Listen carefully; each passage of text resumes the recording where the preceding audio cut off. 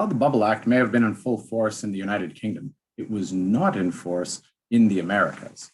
And interestingly enough, America, after its Revolutionary War, seems to have embraced the notion quite keenly of a broad-based equity markets.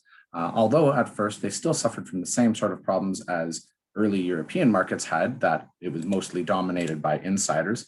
What they did benefit from was being able to locally monitor their own operations. And so we do see the beginning of American industrialization truly taking hold as a result of their adoption of this stock market technology. In fact, by the end of the 19th century, more specifically by 1910, we see that there are more than 30 different stock exchanges in the United States, 5 more stock exchanges in Canada. And even by then, Britain seems to have regained its footing in the equity markets, opening a total of 19 exchanges by 1910.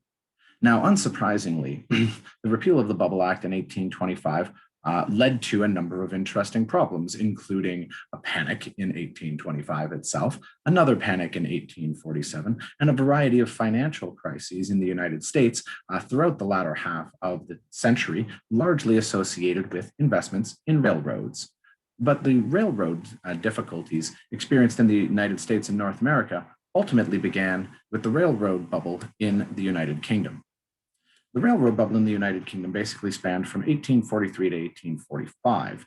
A lot of new technologies were beginning to emerge at that time, in particular the steam engine, which promised to revolutionize transportation within the country, dramatically cutting down the cost of shipping things overland and dramatically reducing the time needed to move from one town to the other.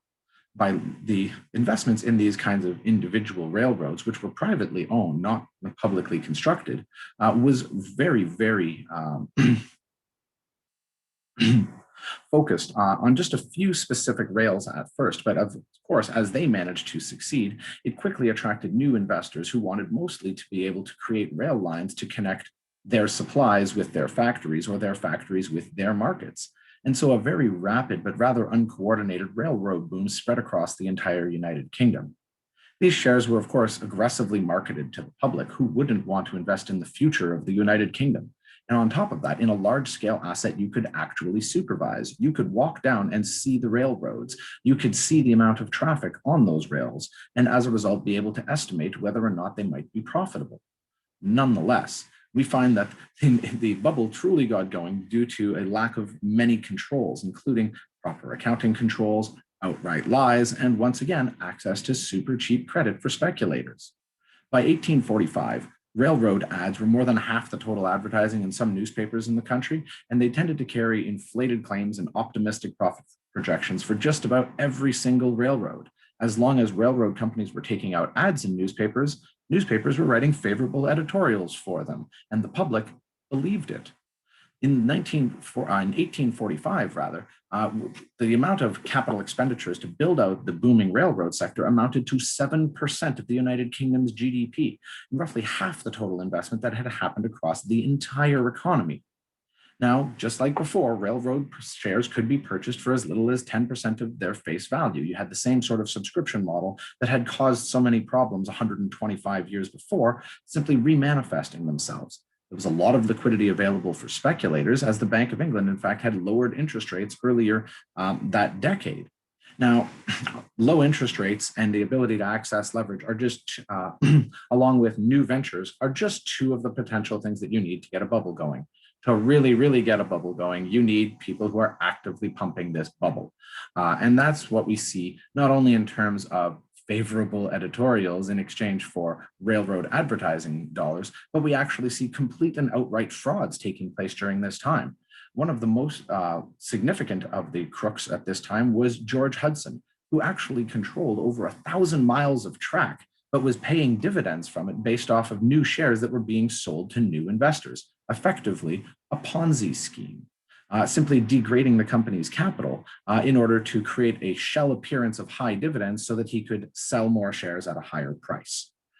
Interestingly enough, a lot of the information asymmetry that normally people would be concerned about, how to value such an institution, for instance, was overcome by the fact that railroads were getting large grants from local governments, and local politicians seemed to be in very sparkling approval of these new ventures and how they would change society for the better.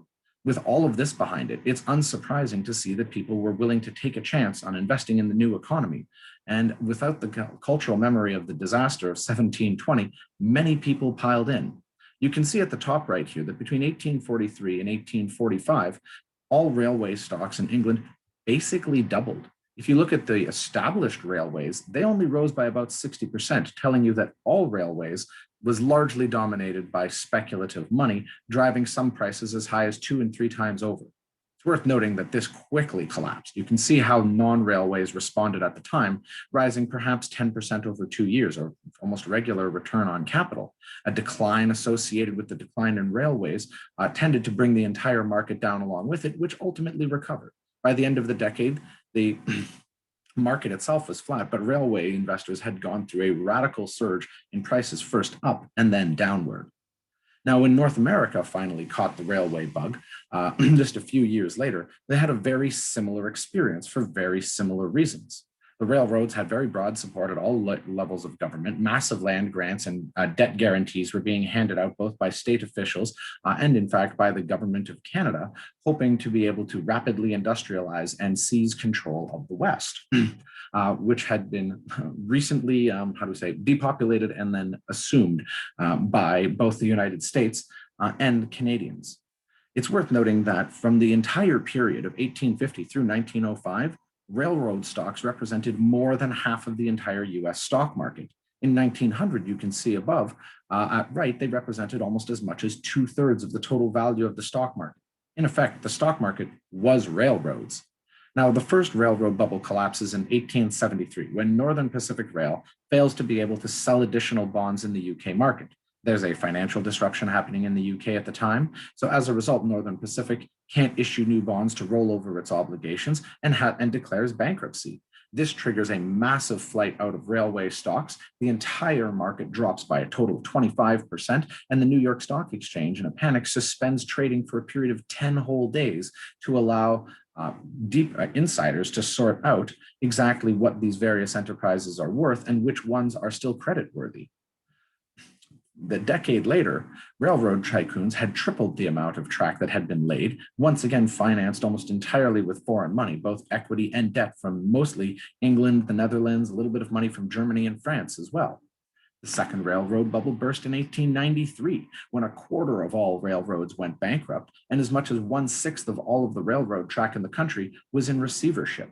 This unsurprisingly dragged down the broad market as well and set off a depression that lasted until 1897. Now, Canada wasn't spared from this either. They were similarly seduced by the notion of owning railroads and earning vast profits. And once again, the railroads were largely financed with foreign money. There were some local insiders who had their own equity stakes, of course, but these were actively manipulated along the way by, for example, tunneling money out of the company into construction subsidiaries who they subcontracted the actual rail construction to, meaning that any money that had been invested by shareholders was being lavished upon the people doing the actual work who were employed by the local insiders. Now, of course, foreign investors didn't really have the ability to supervise directly what was going on in Canadian Railway, and they had to simply trust in financial statements that were returning to them, meaning that for the most part, they simply thought everything was fine until suddenly many of the railroads were bankrupt. A number of small failures had occurred throughout the 19th century in Canada, but the two largest ones that really sort of put the railroad boom in the coffin was the collapse of Canadian Northern in 1917 and Grand Trunk Railroad in 1923. Both of these, along with a couple of other railways, were ultimately nationalized and rolled into CN Rail that we know today. The investors, however, were wiped out. Goes to show that once again, we have a new kind of technology that's being introduced. We have poor supervision.